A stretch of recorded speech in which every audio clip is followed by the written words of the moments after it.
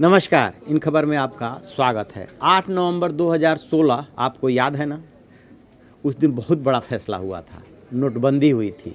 500 और 1000 के नोट जो है बंद हो गए थे। उसके बाद लोग सीधे जो है एटीएम और बैंकों की तरफ भागे थे। सरकार ने टारगेट घोषित किया था कि इसका जो मकसद है वो काले धन पे अंकुश लगाना है, लेकिन उसी समय कुछ दिनों बाद, कुछ महीनों बाद रिपोर्ट आ गई थी कि 99.9% पैसा बैंकों को पहुंच गया, यानी काला धन भी सफ़ेद हो गया। और अब जो दूसरी खबर आई है वो और ज़्यादा चौंकाने वाली है। दूसरी खबर ये है कि उस नोटबंदी के बाद से ये उम्मीद की गई थी कि लोग जो है घरों में पैसा रखना कम कर देंगे, क्योंकि बहुत सारा पैसा ये उम्मीद लगाया गया था कि बैंक तक पहुंचेगा ही नहीं, वो काला धन रह जाएगा और वो ख़त्म हो जाएगा, बर्बाद हो जाएगा। लेकिन ऐसा नहीं हुआ। नोटबंदी के बाद लोगों में घरों में पैसा रखने की प्रवृत्ति और ज़्यादा बढ़ी है, यानी कि लोग ज़्यादा पैसा अपने घरों में रखने लगे हैं। इसके दो कारण हो सकते हैं। एक, नोटबंदी हो सकती है, डर रहे हों। दूसरा कारण ये भी हो सकता है कि बैंकों में पैसा कितना सुरक्षित है।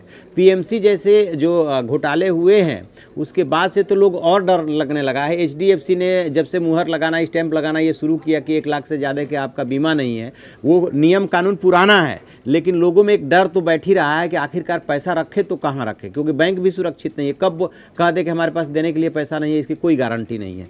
तो जो रिपोर्ट आई है, ये रिपोर्ट जारी किया है राष्ट्रीय सांख्यिकी आंकड़ा NAS ने, और ये इसकी रिपोर्ट ये कह रही है कि 2011-12 से और नोटबंदी के ठीक पहले 2015-16 तक घरों में जमा नकदी बाजार में चल रही कुल करेंसी के 9 से 12% के करीब थी। यानी कि 9 से 12% लोग उस समय नोटबंदी से पहले घर में पैसा रखते थे। और अब जो है 17-18 में यही पैसा, यानी घर में पैसा रखने का जो रेशियो है वो 26% हो गया है, यानी कि बढ़ गया। कहाँ 9 से 12 और कहाँ 26। आप मान के चलिए कि दुगने से ज़्यादा या दुगना मान लीजिए।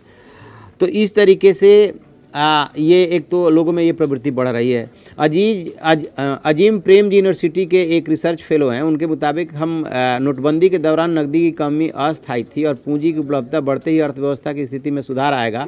लेकिन नोटबंदी के बाद लोग खर्च करने की बजाय ज़्यादा पूंजी जमा करने लगे हैं। उनको कहीं ना कहीं डर है, बचाओ, किसी तरह से पैसा बचाओ, घर में रखो, और उसका लेन देन में कम इस्तेमाल हो रहा है। तो माना यह जा रहा है कि मंदी का एक और कारण है कि पैसा जो है ना एक जगह इकट्ठा होने लगा है, चाहे वो घर में रखा जा रहा हो, चाहे यदि 2 नंबर का है, रिश्वत का है, तो तहखाने में रखा जा रहा हो, बैंक तक वो पहुंच नहीं रहा है, उससे लेन देन हो नहीं रहा है। तो जब तक आम आदमी की जो बैंक कैपेसिटी है वो नहीं बढ़ेगी, परचेजिंग कैपेसिटी वो नहीं बढ़ेगी, तब तक जो है ना उसका असर अर्थव्यवस्था पर रहता है। मंदी की झलक उसमें दिखाई देती है, क्योंकि आप यदि 25,000 रुपया या 50,000 रुपया तनख्वाह पाते हैं तो उसके बाद से उसको कैसे पूरी अर्थव्यवस्था में गति मिलती है उसका अंदाज़ा लगाइए कि घर पे पैसा वो पहुंचते ही दूध वाले को, सब्जी वाले को और जितने किराने की दुकान को, जहाँ जहाँ आप ट्रांजैक्शन करते हैं, तो अब वो जहाँ ट्रांजैक्शन करता है उससे जो है अर्थव्यवस्था चलती है, उससे अर्थव्यवस्था को गति मिलती है। लेकिन यदि लोग पैसा घरों में इकट्ठा करने लगेंगे तो स्वाभाविक है कि मान के चलिए कि मंदी आने लगेगी, उसका असर होने लगेगा, क्योंकि ट्रांजैक्शन कम हो जाएंगे, उस पैसे का एक तरह से इस्तेमाल नहीं होगा। तो यदि 26% तक लोग पैसा घरों में रख रहे हैं, इसका मतलब कि उससे ट्रांजैक्शन नहीं हो रहा है, वो इकट्ठा अलमारी की शोभा बन रहा है या तिजोरी की शोभा बन रहा है। ये बड़ी समस्या। अब इसको नोटबंदी से जोड़ के देखा जा रहा है कि नोटबंदी के बाद ये प्रवृत्ति लोगों में बढ़ी है। और बैंकों में कितना पैसा पहुंच रहा है, तो 28%। तो आप मान के चलिए कि मोर आर लेस जो है दोनों का रेशियो आसपास ही है। 25-26% ये है घर में रखने का रेशियो, और बैंकों में रखने का रेशियो 28% है। तो इससे जो है बहुत ज़्यादा फर्क पड़ रहा है और अर्थव्यवस्था पे।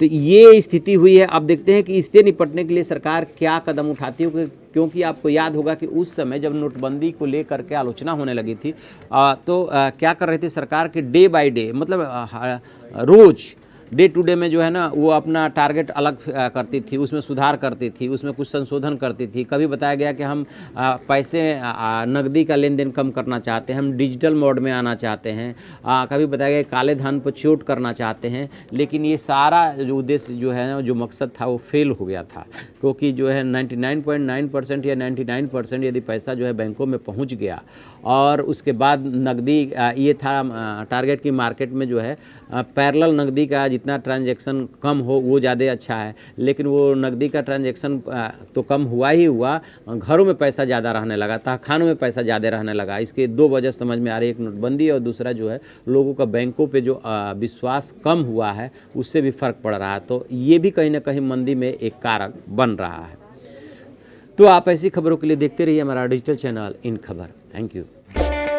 इन खबर चैनल को सब्सक्राइब करें और बेल आइकन दबाना ना भूलें।